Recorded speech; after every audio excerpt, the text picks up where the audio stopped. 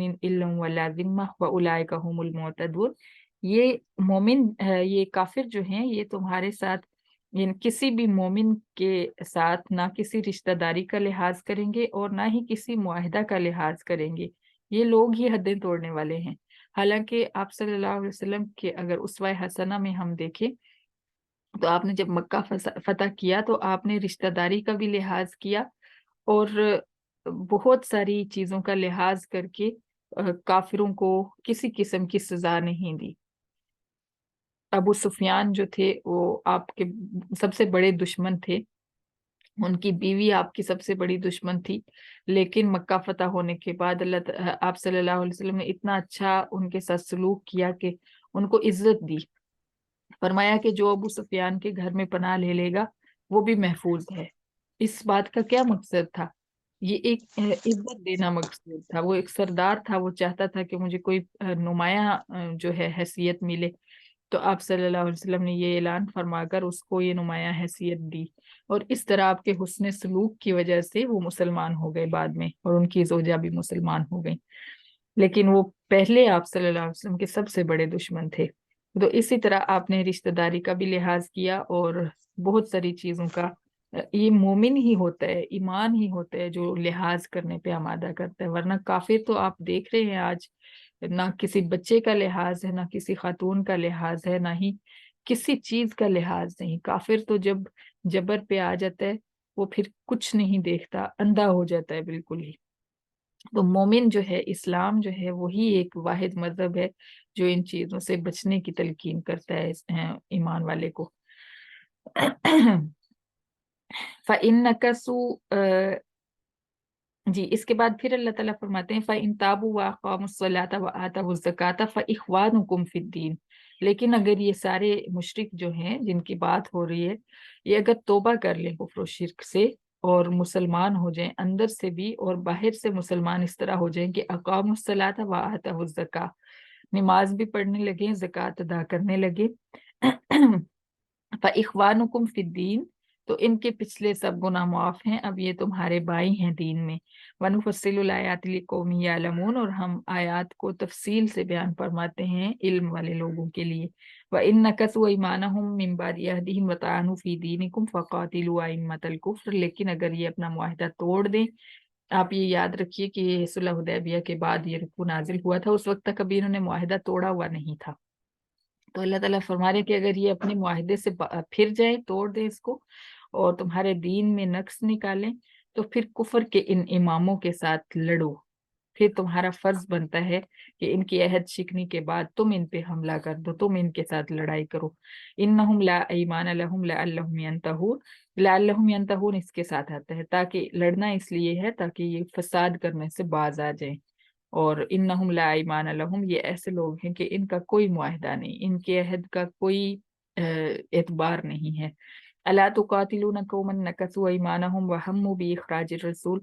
फिर जिहाद की तरगीब अल्लाह ताला दे रहे हैं कि मुसलमानों तुम क्यों नहीं लड़ोगे उन लोगों के साथ, उस कौम के साथ कि जिनका कोई मुआहिदे का कोई पास ही नहीं, जिनको वह हम्मू बिइखराजिर रसूल, और वो कौम ऐसी है जिन्होंने रसूल को मक्का से निकालने की फिक्र की।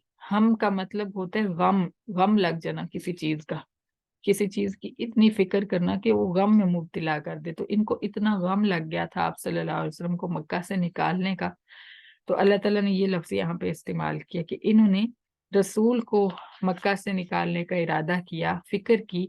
वहुम बदाऊकुम अव्वल मर्रा, और यही वो लोग हैं जिन्होंने तुम्हारे साथ लड़ाई और दुश्मनी मोल लेने में इब्तिदा की। इब्तिदा तुम्हारी तरफ से नहीं हुई, उनकी तरफ से हुई है, इसलिए तुम्हें लड़ना होगा उनके साथ। अतख्शौनहुम, क्या तुम उनके सामान और जमयत से, उनकी फौजों से डरते हो? फल्लाहु अहक्कु अन तख्शऊ, हालांकि अल्लाह ताला इस लायक है कि उससे डरा जाए, तुम उससे डरो। इन कुंतुम मुमिनीन, अगर तुम मोमिन हो। कातिलूहुम युअज़्ज़िबहुमुल्लाहु बिअयदीकुम व युख़ज़िहिम व यंसुरकुम अलैहिम व यशफि सुदूर कौमिन मुमिनीन। फिर जिहाद के फवायद भी अल्लाह ताला ने बयान फरमाए और मुसलमानों को तसल्ली दी कि तुम्हें सिर्फ एक बार शुरू करना है जिहाद उनके साथ।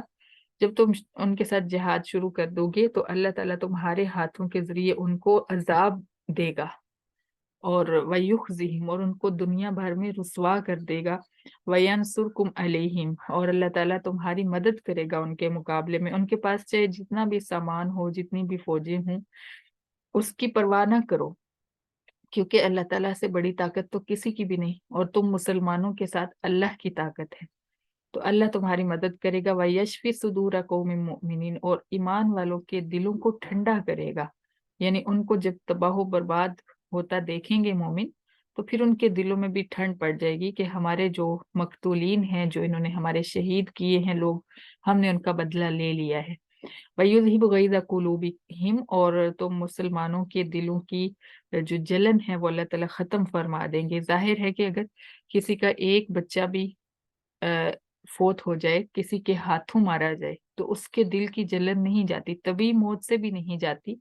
جیسے ابھی ایک سسٹر بتا رہی تھی کہ ان کا بیٹا فوت ہوا ہے، تو ان کا غم ابھی تک نہیں جا رہا، اور یہ نہیں جاتا ساری زندگی۔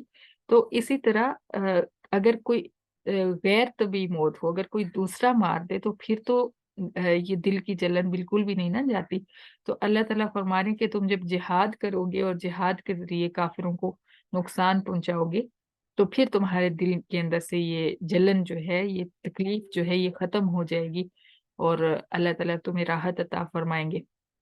وَيَتُوبُ اللَّهُ عَلَىٰ مَن يَشَاءُ، اور اللہ تعالیٰ جس کے لیے چاہیں گے اس کو توبہ کی توفیق دیں گے، اور وہ اسلام قبول کر لے گا اور راہ راست پہ آ جائے گا۔ واللہ علیم حکیم، کیونکہ اللہ تعالیٰ علم والے اور حکمت والے ہیں۔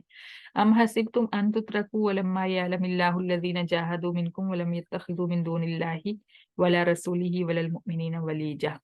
اب یہاں پہ تھوڑا سا ڈانٹ والا انداز اللہ تعالیٰ نے اختیار کیا، اور مسلمانوں کو تھوڑا سختی سے جہاد کی طرف بلایا، کہ تم نے کیا خیال کیا تھا کہ تمہیں ایسے ہی چھوڑ دیا جائے گا، تمہارے ایمان کو پرکھا نہیں جائے گا؟ جہاد ایمان کو پرکھنے کے لیے ہوتا ہے۔ دشمن کا مقابلہ جب انسان کرتا ہے تو اس وقت اس کا ایمان سمجھ آتا ہے کہ اس کو اللہ پہ کتنا بھروسہ ہے، اس کو آخرت پہ کتنا یقین ہے۔ تو اللہ تعالیٰ فرماتے کہ ابھی تک تو اللہ تعالیٰ نے تم میں سے مجاہدین کو ظاہر ہی نہیں کیا کہ تم میں سے جہاد میں ثابت قدم رہنے والے کون ہیں، اور وہ لوگ کون ہیں جنہوں نے اللہ اور اس کے رسول اور ایمان والوں کے علاوہ کوئی اور دوست نہیں بنایا ہوا۔ تو جب جیسے آج کل کے بھی ماحول میں سب کچھ کلیئر ہو رہا ہے نا، کہ کون کس کا دوست ہے، کون کس سے ڈرتا ہے، کس کو ڈر ہے کہ دوستی ختم نہ ہو جائے، تو یہ چیز ہوتی ہے جہاد میں، سب واضح ہو جاتا ہے، حق الگ ہوتا ہے اور جو کفر ہوتا ہے، جھوٹ ہوتا ہے، وہ الگ ہو جاتا ہے۔